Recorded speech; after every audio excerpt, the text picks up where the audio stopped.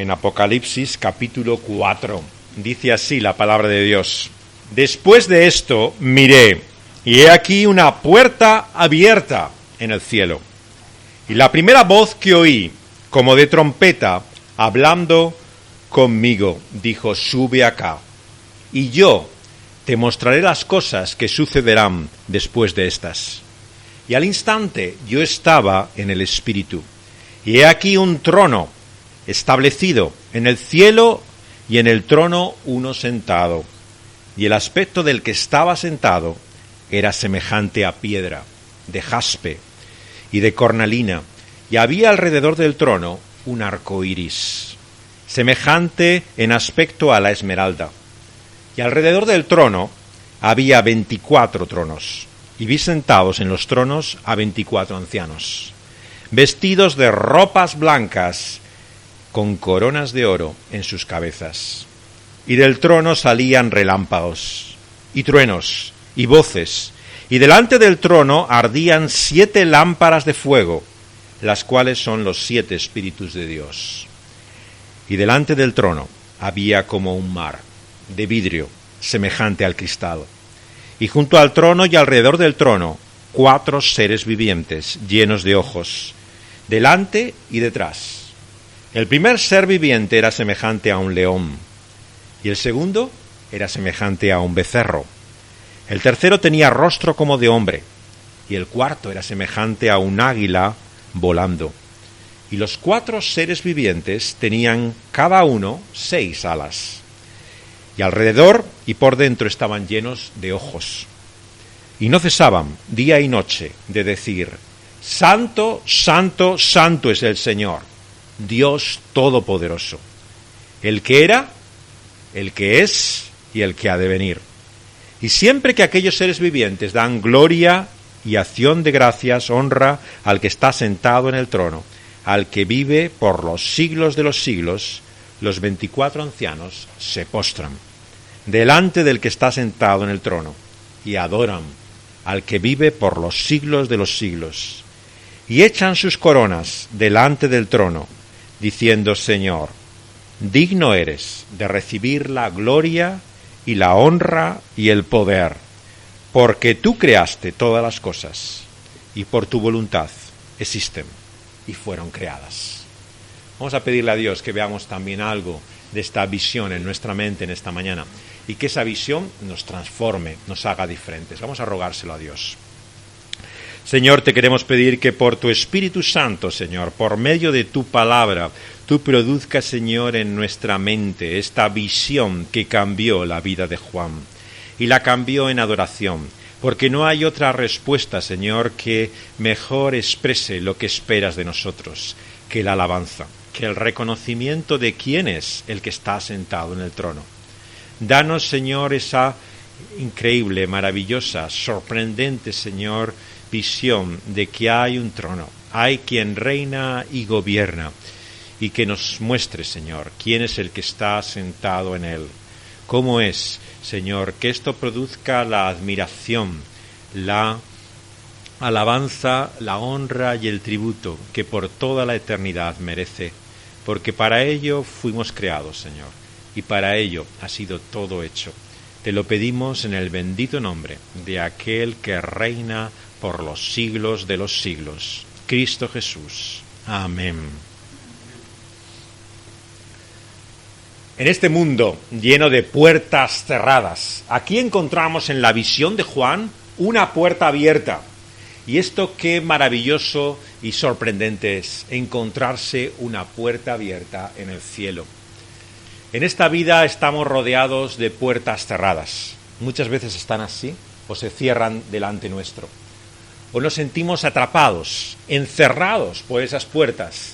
Y así nuestro mundo es como si estuviera, para la mayor parte de los que nos rodean, absolutamente cerrado, sin ninguna salida, sin ninguna ventana y puerta a su exterior.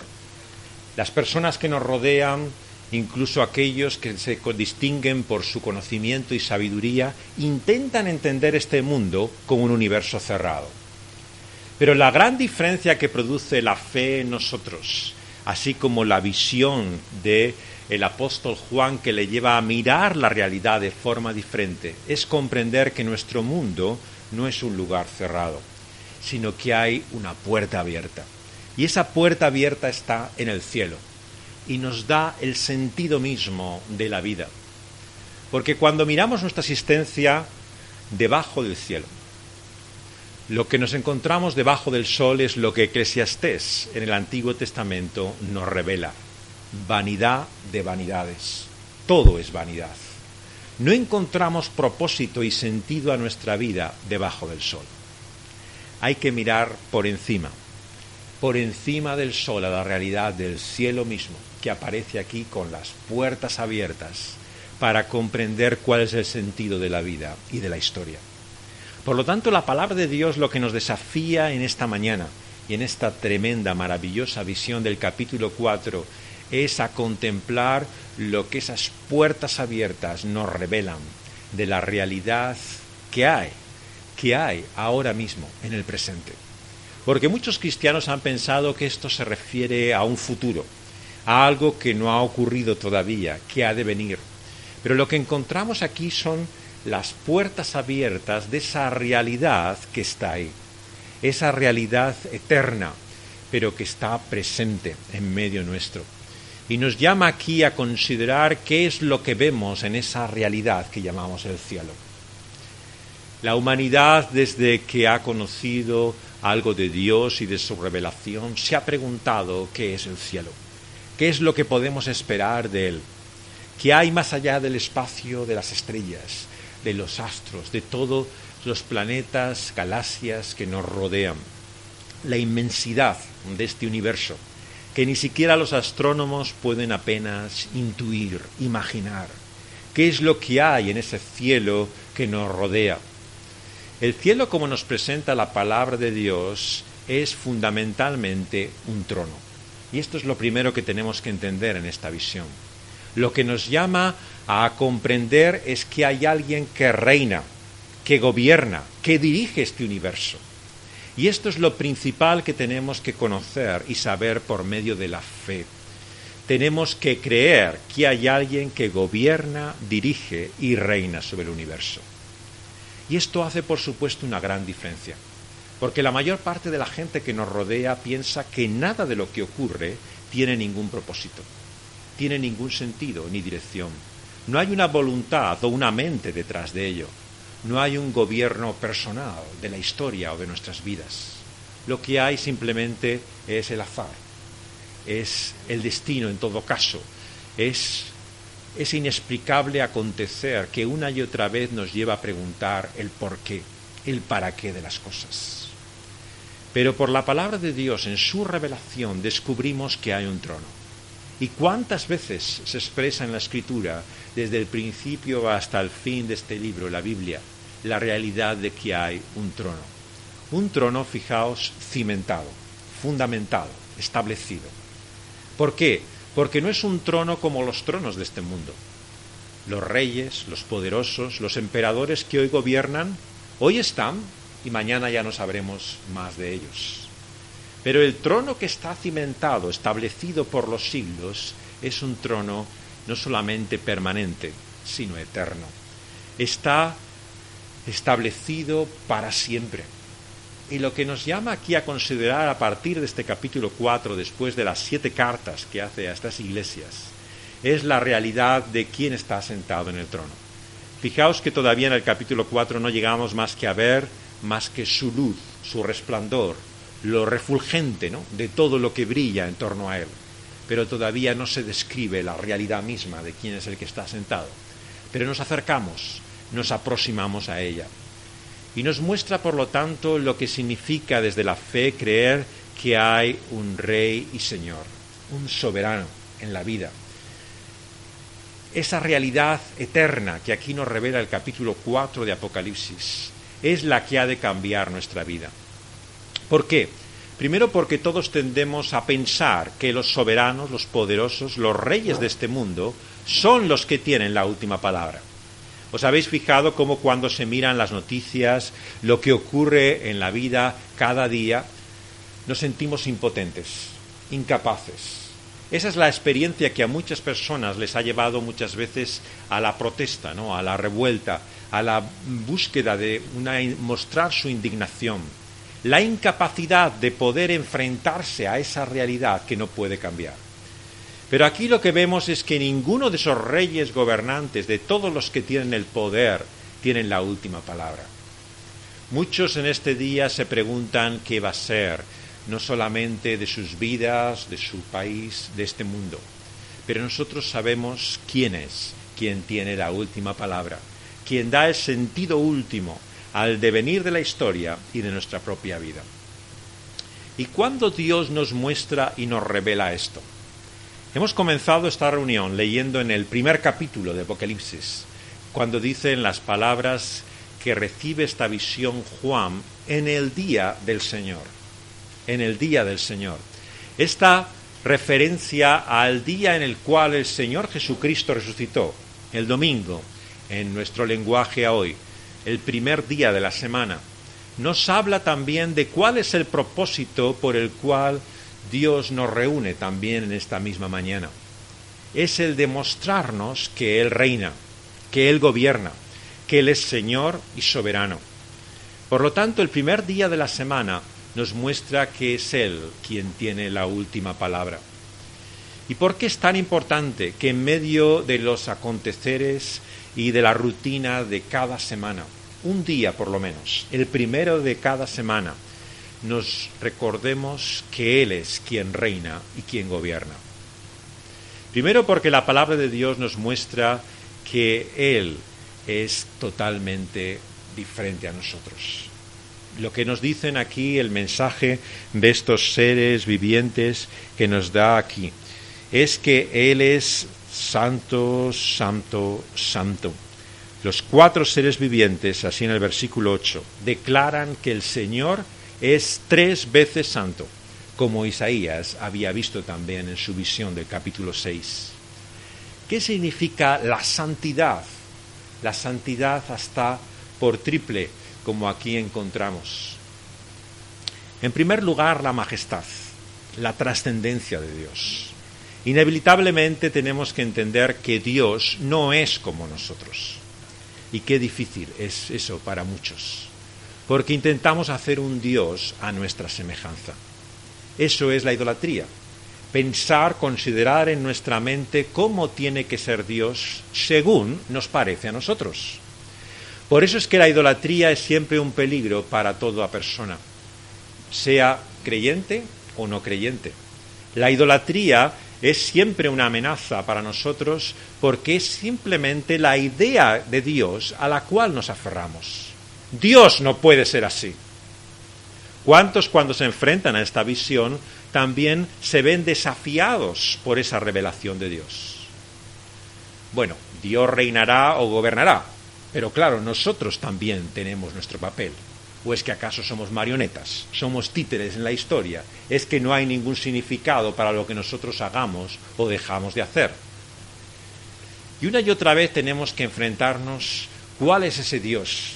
¿El Dios que nosotros concebimos o el Dios que se revela a sí mismo, tal y como Él es? Y ese Dios vemos que es Rey de Reyes, Señor de Señores, soberano, 3 veces santo. En su trascendencia no es como ninguno de nosotros, está por encima de ello. No se sujeta a las leyes espirituales que nosotros podamos establecer. Muchos han pensado que la fe se ejerce en un ámbito, ¿no?, que alguno ha llamado la 4ª dimensión. Se han dicho como que hay 3 dimensiones, ¿no?, en la realidad, ¿no? Y había una 4ª dimensión que sería la dimensión espiritual. En ella es la cual estaría la fe, estarían los poderes sobrenaturales, la magia, lo asombroso, lo maravilloso se produciría en esa dimensión. Y ahí es donde sitúan y colocan a Dios. Pero claro, este no es el Dios de la Biblia. El Dios de la Biblia no está sujeto a ninguna 4ª dimensión, está por encima de todas las dimensiones. Es un Dios trascendente. Por lo tanto, no se rige por leyes, por principios, por la técnica o los métodos que el hombre pueda tener para actuar en el mundo espiritual. Esa es la diferencia entre la fe y la magia. La magia es cómo podemos, por medio de una técnica de conocimiento, de determinada sabiduría oculta, maniobrar las cosas para nuestro bien en el mundo espiritual. Y muchos utilizan la fe como si fuera de esta forma un método mágico, la oración. ¿Cómo lograr de Dios lo que yo quiero que Dios haga? Entonces Dios, que está sujeto a esas leyes, a esas reglas de esa dimensión, tiene que actuar de acuerdo a lo que yo espero, porque esa es sencillamente la ley, el principio espiritual. Pero Dios está por encima de nuestras leyes y principios espirituales. Dios es soberano. Dios dispone de toda la vida, de todo lo creado, de acuerdo a su voluntad. Pero la santidad, de una forma especial, sabemos que la relaciona la Escritura con nuestro mal. Cuando dice que la Biblia, que Dios es 3 veces santo, lo que nos quiere decir es que Dios es totalmente puro, limpio, sin mancha, que no tiene nada que ver con nuestra maldad y nuestro pecado. Y comprender esto es lo que hace siempre a hombres como Isaías, considerarse indigno. ¡Ay de mí!, clama el profeta, que soy inmundo, sucio, contaminado en mis propios labios. Incluso aquel que adora y reconoce a ese Dios tiene que saber que está adorando y reconociendo a un Dios 3 veces santo. Sus palabras, sus labios, surgen también como algo que participa de esa contaminación e inmundicia que la Biblia llama el pecado. Por eso es que Dios no puede recibir otra adoración que la que viene por medio del que está sentado en el trono, Cristo Jesús. Es en su nombre que le adoramos, es a Él también a quien tenemos que acudir cada vez que nos acercamos a ese Dios, porque no hay otra manera de poder agradarle y alabarle. La palabra de Dios, por lo tanto, nos muestra aquí la grandeza de ese Dios, de esa su majestad. Nos dice que al mirar esa puerta abierta en el cielo, oyó esa voz como trompeta que le mostraba estas cosas. Y el Espíritu le muestra ese trono establecido en el cielo y uno sentado en él. Y el aspecto, que es lo que se nos da aquí, del que está sentado en el trono, es como de piedras preciosas. Lo que vemos aquí son tal vez las piedras más valiosas o luminosas, según nos dicen algunos intérpretes de la Biblia que había en aquel entonces. Así lo consideraban o lo apreciaban muchos. Jaspe, cornalina, ¿no? Es todo piedras que refulgen, ¿no?, que muestran de alguna forma la luminosidad de aquel que está sentado en el trono. Pero ¿qué es lo que hay alrededor del trono? Versículo 3. Alrededor del trono hay un arco iris. Bueno, el arco iris no era el símbolo de los gays en la Biblia. No era ningún modelo de homosexualidad, es una cosa de los años 70, el utilizar la bandera del arco iris relacionado con el movimiento homosexual. El arco iris tiene variantes, ¿no? No están siempre los mismos colores, hay diferentes formas de entender el arco iris, pero la visión que aquí tenemos es, sin lugar a dudas, el arco iris de la creación, el arco iris natural. No es un arco iris que se haga como un lema, como una bandera. Es el arco iris como lo vemos exactamente cuando hay lluvia. Hemos leído antes, en Ezequiel, capítulo 1, cómo también se muestra en esa visión refulgente y luminosa un arco iris como cuando vemos después de la lluvia. ¿Qué significa el arco iris? Bueno, el arco iris es un símbolo. Por eso es tan importante entender que no hay nada malo en decir que el Apocalipsis es un libro simbólico. La Biblia está llena de símbolos. Dios expresa y dice cosas por medio de imágenes. Y para poder entender un capítulo como este tenemos que entenderlo visualmente. Cuando lo analizamos, cuando queremos buscar un significado a cada detalle, sencillamente no solamente pierde su gracia el capítulo, sino que no tiene fuerza ninguna, ¿no? La fuerza es la imagen visual, ¿no?, como de un cuadro que se nos presenta aquí, como una realidad, sin duda, pero como una realidad que debemos comprender visualmente, por medio de imágenes. ¿Qué es lo que el arco iris nos dice? El arco iris, como saben muchos de vosotros, viene a raíz del diluvio. Dios dice un día que ya no puede aguantar, soportar la maldad de los hombres. Ha llegado como a un tope, a un colmo, que ya le parece que no puede seguir más. Y Dios determina el juicio que acabe con toda la humanidad. Pero hay una excepción, sabemos, Noé y su familia. Se construye ese arca de salvación, ¿no? Y en él hay una liberación posible de la destrucción. Pero al salir de ese arca aparece este símbolo en el cielo, una realidad que vemos todavía hoy y que nos habla algo acerca del propósito de Dios fundamental. Porque nos dice que el trono mismo, que el gobierno y el reinado eterno está fundamentado en eso. ¿Qué es? El propósito de Dios de no volver a destruir a la humanidad. Fijaos bien cómo entonces el trono de Dios se describe en la Biblia a continuación como un trono de gracia. Es así una y otra vez la expresión en el Nuevo Testamento. Hay un trono que gobierna por los siglos de los siglos, pero ese es el trono de la gracia y de la misericordia de Dios. Eso significa que Dios no trata con nosotros como merecemos. Lo que dice de la humanidad a continuación después del diluvio no es que era mejor que lo que era antes. Todo lo contrario.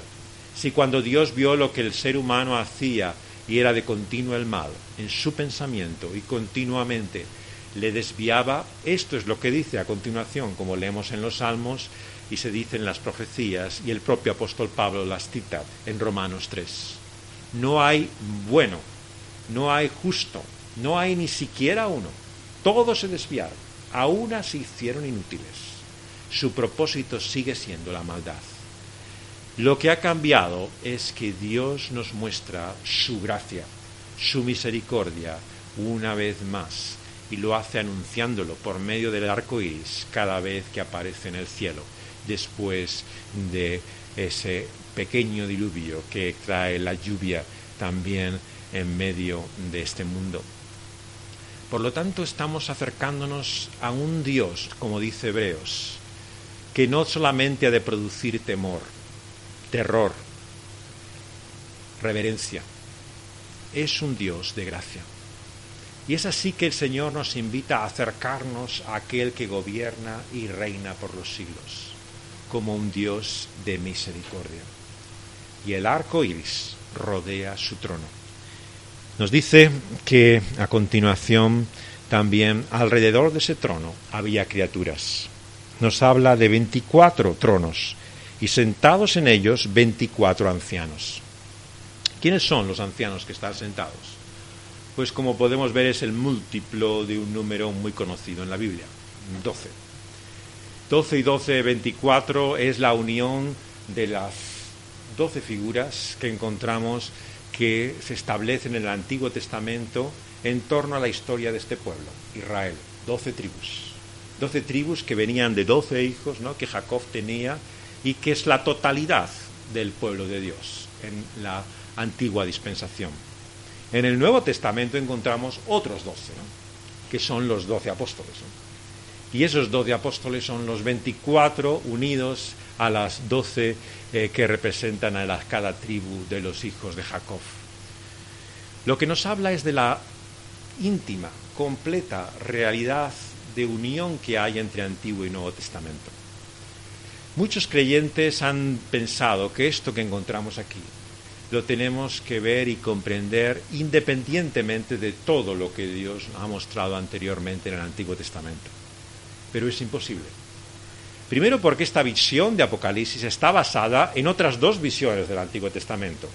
Dijimos que en Daniel 7, Ezequiel 1 hemos leído, ¿no?, y hemos estado hablando del diluvio, del arco iris, ¿no?, y seguiremos hablando de pasajes del Antiguo Testamento sin los cuales es imposible entender la visión de Apocalipsis. Por lo tanto, quien piensa que puede comprender el Nuevo sin tener la menor idea del Antiguo es un necio. Por eso es que como cristianos somos desafiados a comprender que la Biblia de Jesús es el Antiguo Testamento. Y por ello tenemos también que conocerla.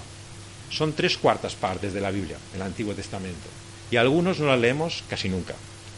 Claro, no podemos llegar a entender nunca el Nuevo Testamento si no nos enfrentamos al Antiguo.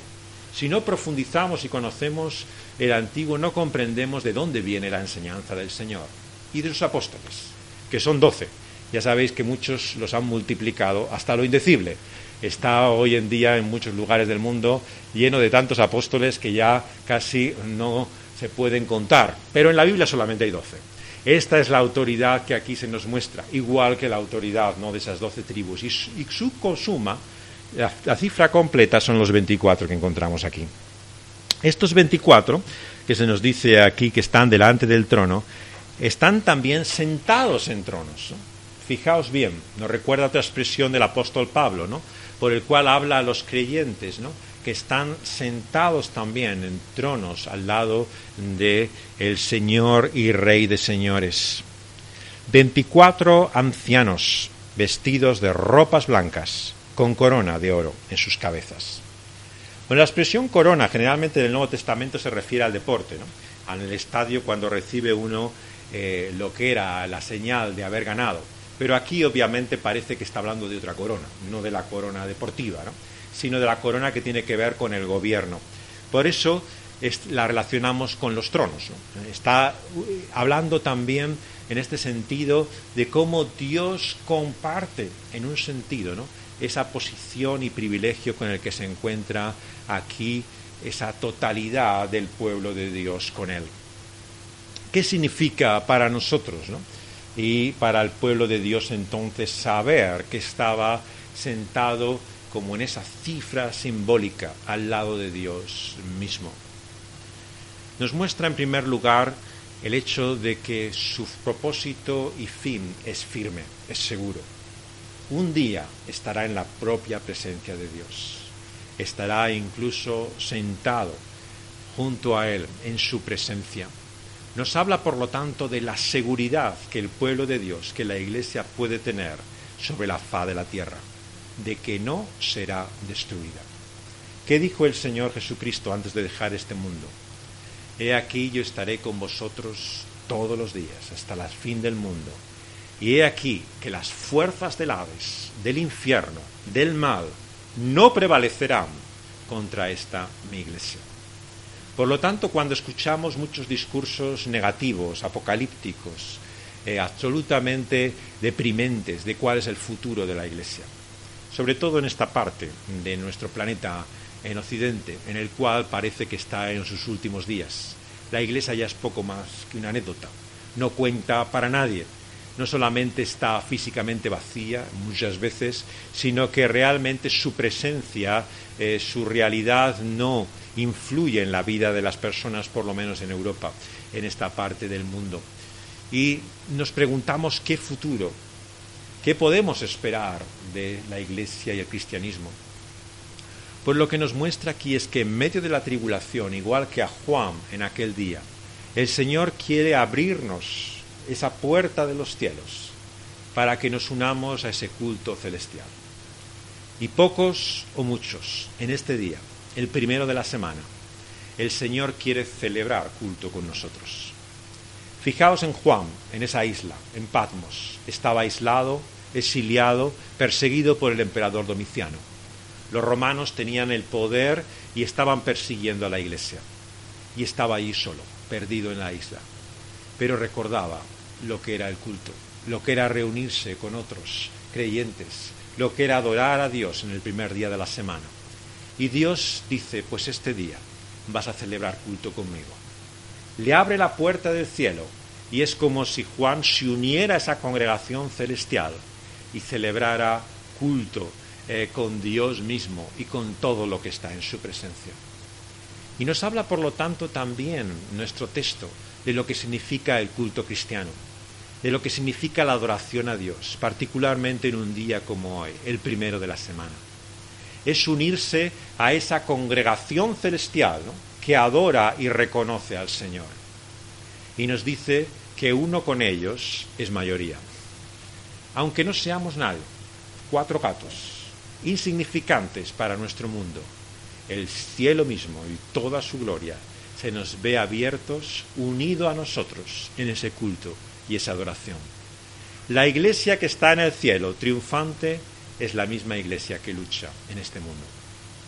En los capítulos anteriores, en las cartas, se empieza a introducir un concepto clave. Se habla de la lucha, recordáis. El que venciere, ¿no?, ganará la corona, ¿no? Ahí sí que es como una corona casi deportiva, ¿no? Pero lo que se nos asegura a partir ya de las últimas cartas es que Cristo mismo ha vencido. no es que sea una lucha y una batalla incierta, que no sabemos cómo va a acabar, sino que Cristo ha vencido. ¿Y qué es lo que introduce Apocalipsis 4? Que nosotros hemos vencido con Él. O sea, Apocalipsis 4 nos habla de la seguridad, ¿no?, de nuestra victoria unidos a Cristo Jesús. Es un mensaje de aliento, de confianza, de esperanza. ¿Por qué? Porque en la tribulación y la persecución muchos fallan, muchos niegan, muchos traicionan su fe. Y tenemos razones para preguntarnos, ¿no seremos nosotros también como ellos? No nos perderemos en el camino. No finalmente seremos vencidos y fracasaremos. Pero Apocalipsis 4 nos muestra que estamos ya, como si fuera sentados en esos tronos, ¿no?, con esa presencia simbólica de todo el pueblo de Dios. Todos los escritos en el libro de la vida están en su presencia adorando al Señor. Y nos dice que de ese trono salían relámpagos, salían truenos y voces, y delante ardían 7 lámparas de fuego, las cuales son los 7 espíritus de Dios. La imagen de los relámpagos, de los truenos, de las voces, viene del Antiguo Testamento, el libro de Éxodo. Cuando se encuentra el pueblo de Dios delante del Sinaí, en aquel monte, sube Moisés a recibir la ley de Dios, la voluntad de Dios. ¿Y qué ocurre cuando el siervo de Dios, Moisés, está en aquel monte? Surgen los truenos, los relámpagos, las voces, lo que se describe en Éxodo antes de los 10 mandamientos. Lo podéis leer en el capítulo 20, así como en Deuteronomio. La descripción de todas estas señales que se producen en la revelación de Dios para con su pueblo.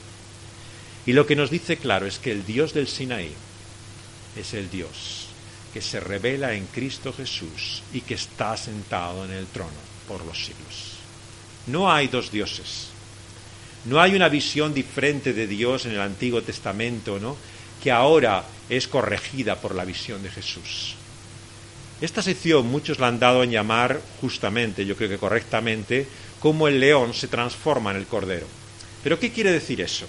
Quiere decir que antes el Dios de la Biblia que encontramos en el Antiguo Testamento era un Dios solamente temible, majestuoso, sí, como un león, pero un Dios que solo producía miedo. Y ahora el Dios que se revela como un cordero es al cual podemos adorar, admirar, confiar en Él. No. Lo que vemos cuando el que está sentado en el trono, el león, se transforma en un cordero, es que el león es el cordero. Esto es lo que la palabra de Dios nos muestra una y otra vez en este libro de Apocalipsis. Nos habla de la ira del cordero, como leeremos a continuación. ¿Por qué? Porque no son dos seres, no son dos dioses diferentes, es un solo Dios. Dios hombre es león y cordero al mismo tiempo. Y por lo tanto tendremos que acercarnos a esta visión de Dios con la gloria del Dios de Sinaí, pero entendiendo que ese es el Dios de gracia también, que se nos muestra una y otra vez desde el principio, pero ahora en Cristo Jesús. ¿Quiénes son esos 7 espíritus? Hemos hablado ya de ellos, aparece desde el primer capítulo, recordáis, ¿no? Es la única mención que se da en el Nuevo Testamento a esa expresión, ¿no?, de los 7 espíritus. Claro, una expresión rara, porque normalmente el espíritu es o en minúsculas, el del ser humano, o en mayúsculas, el Espíritu Santo. Bueno, en griego no hay ni minúscula ni mayúscula, solamente hay uno. Pero entendemos por el contexto que a veces ese espíritu es el del hombre y generalmente es el de Dios. Espíritu Santo le llamamos. Dios en 3 personas, Padre, Hijo y Espíritu Santo. ¿Cómo puede ser 7 espíritus, ¿no? Bueno, 7 espíritus nos habla nuevamente de la plenitud. Es el número simbólico en toda la Biblia, ¿no? Aquí ya desde Antiguo a Nuevo Testamento insiste una y otra vez en esa cifra. Nos habla de cómo el Espíritu Santo se manifiesta sin medida. Cristo Jesús recibió también el Espíritu sin medida, ¿no? Pero aquí en su plenitud, como en esos 7 espíritus, ¿no?, vemos cómo el Espíritu Santo actúa con toda su fuerza, con todo su poder, con toda su luz. Si ahora sentimos algo de la brisa de su Espíritu en medio de este caluroso mes de agosto, ¿qué será sobre el monte de Sión? Sobre la gloria de Dios, todo el poder de su Espíritu. Entonces conoceremos hasta qué punto es renovador, revitalizador la obra de Dios. Y nos dice que es como lámparas de fuego, hace referencia a su luz, a su iluminación. Veremos por esa guía del Espíritu Santo, por su totalidad de su obra, la realidad de quién es Dios. Algo que nos enseña la Escritura una y otra vez, que es que lo que sabemos de Dios es por medio de Él, a través de su Espíritu. No hay otra forma de acercarse a Dios. Corintios, ¿qué conoce el hombre y su espíritu acerca de Dios, sino lo que Dios le quiere revelar?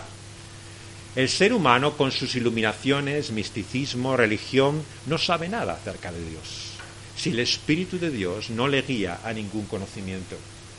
Esta fue la gran doctrina de la Reforma. Sabéis que se ha llamado con razón muchas veces a hombres como Calvino, ¿no?, el teólogo del Espíritu Santo, porque enfatizó la necesidad total, ¿no?, de la iluminación interna del Espíritu, para poder comprender, entender, por la razón de que este libro puede estar abierto, como está para muchos en este día, en bastantes iglesias, y no entender una palabra de ellos. ¿Por qué?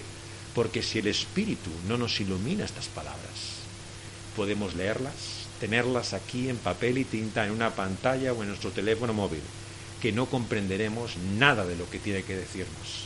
Necesitamos el Espíritu de Dios. Pero ahora lo que entendemos por el Espíritu de Dios es limitado. Por eso es que tenemos que tener mucha modestia, humildad en nuestra comprensión de lo que es el propósito de Dios, su carácter y naturaleza. Todavía no entendemos. Corintios, no sabemos cómo hemos de saber, no conocemos cómo hemos de conocer. Todavía es parcial, es en parte. Por eso es que no hay teología completa o perfecta. Cuidado con el orgullo con la sana doctrina. Hay muchos creyentes que consideran que tendrían ya casi la totalidad del conocimiento de Dios. Según ellos, han llegado a esa luz que ya realmente pueden explicar cualquier cosa. Eso es orgullo, eso es soberbia. Porque nosotros todavía lo que tenemos es un conocimiento parcial, limitado. Todos tenemos errores. Y el problema es que no sabemos cuáles son, claro. Si no, podríamos corregirlos. Pero tenemos esos errores en nuestra comprensión, pero lo de verdad que sabemos es porque el Espíritu de Dios nos guía e ilumina esa verdad. No por nuestra iniciativa, no por nuestra capacidad, sino por el Espíritu Santo. Pero entonces esas 7 luces, como la totalidad del Espíritu Santo, nos llevará a verle como Él es, a conocerle, a descubrir quién es Él. Y a continuación encontramos los seres vivientes, pero antes hay una descripción de un mar de vidrio, semejante al cristal. En Ezequiel es como una expansión. Muchos la relacionan con el mar de bronce también que había en el tabernáculo, pero sobre todo en el templo. También había un elemento en el templo, en el tabernáculo del Antiguo Testamento, que se le llamaba así, el mar de bronce. Era como la extensión en la cual se iluminaba, brillaba ese refulgor, iluminación de quién es Dios. Es en esa luz que tenemos que entender también cómo la Escritura, veremos aquí en Apocalipsis, habla del mar. Por un lado, al final, leemos en el penúltimo capítulo 21, nos dice que entonces ya no habrá mar. Mala noticia para muchos, porque ¿qué será una nueva creación si no hay mar? Pero claro, ¿qué mar es del que nos está hablando? No del mar con todas las amenazas y peligros que era para los judíos, que no era un pueblo navegante, no se dedicaban precisamente a sus aventuras navales, sino de otro mar, es el mar de cristal. De lo que nos está hablando es de la diferencia, por lo tanto, entre el mar como un lugar de amenaza, de destrucción y de muerte, y este mar de cristal que el Espíritu de Dios llena como las aguas llenan el mar, dice Isaías. Cuando Dios con su gloria se refleje y muestre toda la realidad de quién es Él sobre su nueva creación, nuevo cielo y nueva tierra, hasta las aguas cantarán y mostrarán la majestad de Dios. Ya no será un lugar de peligro y de amenaza, será un mar de cristal. Un mar de cristal también muchos sugieren por su serenidad, por su tranquilidad. Le llaman al Pacífico así. Bueno, no es tan pacífico, a veces es bastante más terrible. Pero incluso el mejor de los mares, océanos, es un lugar de amenaza. Pero lo que aquí encontramos es ese mar de cristal que refleja la gloria de Dios, ¿no? Y delante de ese trono, y junto al trono, y alrededor del trono, había 4 seres vivientes. Los 4 seres vivientes que se describe de esta forma tan extraña, ¿no?, que encontramos en Ezequiel todavía aún con más detalle, nos habla de la creación, de los seres que Dios ha creado, de qué es lo que Dios ha formado de este mundo.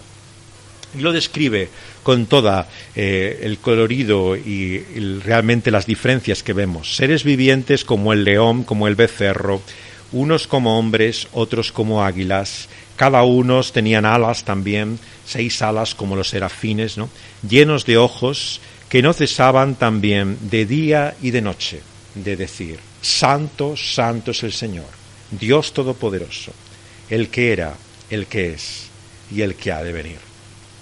Toda la creación, por lo tanto, anuncia la realidad de quién es, quien está sentado en el trono. De lo que nos habla aquí con este número simbólico de los 4, como los 4 lados de la tierra, como la totalidad de todo aquello que ha creado y formado de Dios, en toda su variedad, multifaceta, ¿no?, en todos sus aspectos, es de la realidad de que la creación misma sabe quién es Dios. ¿Recordáis las profecías? Como los montes dan palmas, los collados saltan, toda la creación está glorificando a Dios. Elementos naturales como humanos se unen a ese canto de reconocimiento de quién es Dios. Dios no ha renunciado a la obra de sus manos. Cuidado con un cristianismo que tiene un sentimiento y percepción tan negativa de la creación y de lo que Dios ha hecho, que solamente va destinada al juicio, a su destrucción. Los gnósticos fue un movimiento cristiano que surge a mediados del siglo II, ¿no?, más o menos hasta el siglo IV, pero su mentalidad continúa hasta el día de hoy.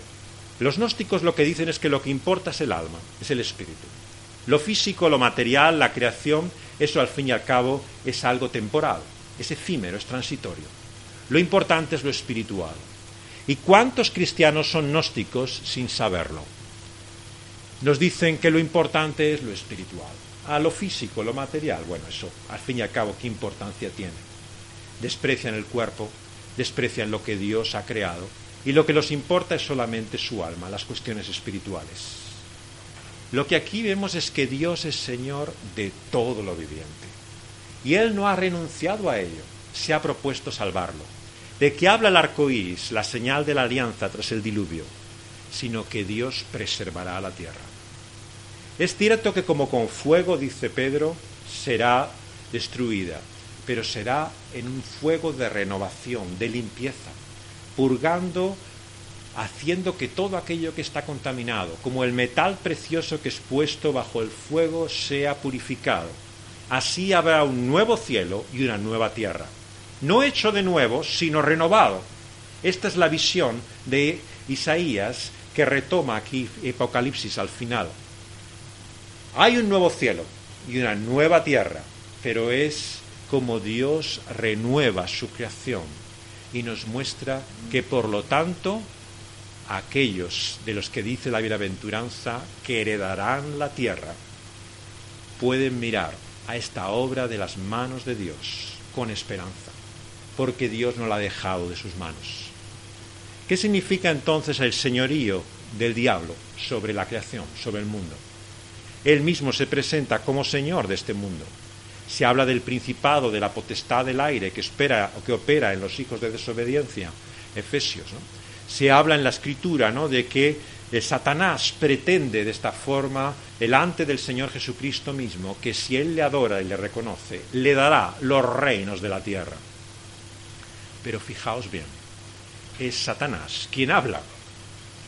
Es muy importante cuando leamos la Escritura entender que toda palabra es palabra de Dios. Pero dentro de la Escritura encontramos no solamente lo que Dios nos revela, sino también el propósito de la maldad. Y el propósito de aquel que ejerce su poder en este mundo para maldad se atribuye, usurpa, y es un intruso pretendiendo tener el poder que solamente al Señor le pertenece. Pero lo que vemos es que el que reina, el que gobierna eternamente, no es Satanás, es Cristo Jesús. Por eso perdemos el tiempo cuando los cristianos muchas veces nos obsesionamos con el diablo y Satanás. Porque el diablo y Satanás tienen sus días contados, nos dice Apocalipsis. Él es quien reina. Y Él es de quien es toda la tierra y su plenitud, nos dice el Salmo. Todo lo que en ellos hay, a Él le pertenece.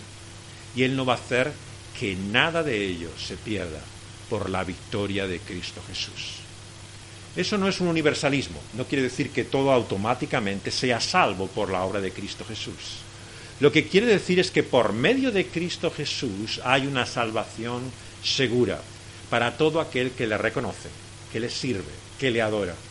Y así estos 4 seres vivientes lo que nos dicen es eso, que el que está sentado en el trono, el que vive por los siglos, merece toda esa gloria, toda esa honra y acción de gracias. Versículo 10, finalmente. Se postran delante de él, el que está en el trono, el que vive por los siglos de los siglos, y echan sus coronas delante del trono, diciendo: Señor, digno eres de recibir la gloria, la honra y el poder, porque creaste todas las cosas, por tu voluntad existen y fueron creadas. Rendir las coronas nos muestra que finalmente solamente hay alguien que tiene la soberanía absoluta, total y última. Aunque hay otros que tienen coronas, como vemos en la visión, esas coronas son rendidas ante aquel que reina y gobierna por todos los siglos. Lo que nos habla finalmente es de ese propósito para el cual hemos sido hechos, para adorarle, para alabarle, para reconocerle. Y entender esto es comprender el sentido y propósito de toda nuestra vida. Cómo Dios quiere hablar a este mundo, cómo Dios quiere manifestarse, presentarse a este mundo por medio de la adoración de su pueblo. La adoración de su pueblo es algo tan trascendente y serio, ¿no?, como vemos cada día del Señor. Reconoce que Él es el Señor de todo. Y la adoración no son solo palabras, no son solo cánticos, se muestra en nuestra vida. Pero tampoco es menos que eso. Como dice esa canción latinoamericana, ¿no?, cuando acaban los cánticos, ¿no?, cuando desfallecen los cánticos, acaba la vida. La adoración es permanente y continua delante del trono de Dios. Nunca cesan, fijaos bien, de adorar y proclamar que Él es el Señor. Cuando nosotros callamos, en los cielos siguen adorando y honrando al Señor. Y eso nos habla, por supuesto, de la inutilidad de muchas de nuestras discusiones. He contado muchas veces esta anécdota también de este pastor ya mayor en Londres, ¿no?, de Dick Lucas, cómo iba a la universidad a discutir con un conocido crítico de la Biblia, ¿no?, y de los Evangelios, muy escéptico, y que dudaba de mucho de lo que la Escritura dice. Y se tiró, como muchas veces nos pasa en la vida, ¿no?, discutiendo toda una mañana durante horas con él, los argumentos por los cuales había que reconocer que Jesús era Dios, de que Cristo era quien decía ser, que no era simplemente un hombre, que Él era el Señor del que habla el Antiguo Testamento. Y como tantas veces nos pasa a nosotros, no llegó a ninguna parte. Estuvieron discutiendo todo el tiempo y se fueron a comer después. Les invitaron a los estudiantes a comer en la cafetería. Y entonces, como en un chispazo, a este pastor mayor, Dick Lucas se llamaba, se le ocurrió preguntarle al teólogo, al profesor de Oxford: ¿y usted adora a Dios? ¿Adora a Cristo como el Señor? Y la respuesta de aquel profesor es: por supuesto que no, por supuesto que no. Y se dio cuenta lo inútil de aquella discusión, lo absurdo. ¿Cómo puedes discutir e intentar hacer entender a alguien que no reconoce, que no se humilla, que no da la gloria a quien pertenece? Tendrá muchas palabras, muchos argumentos y razones, pero es su vida la que se resiste a reconocer quién es Él. Y por eso tenemos que entender que el problema de la fe no es un problema intelectual. Muchas veces los cristianos piensan que simplemente no podemos hacer entender o demostrar, comprobar a la gente la verdad de quién es Él. Pero lo que la Biblia nos muestra es que el ser humano es tan profundo y tan complejo que no basta simplemente en su mente hacerle entender o comprender las cosas.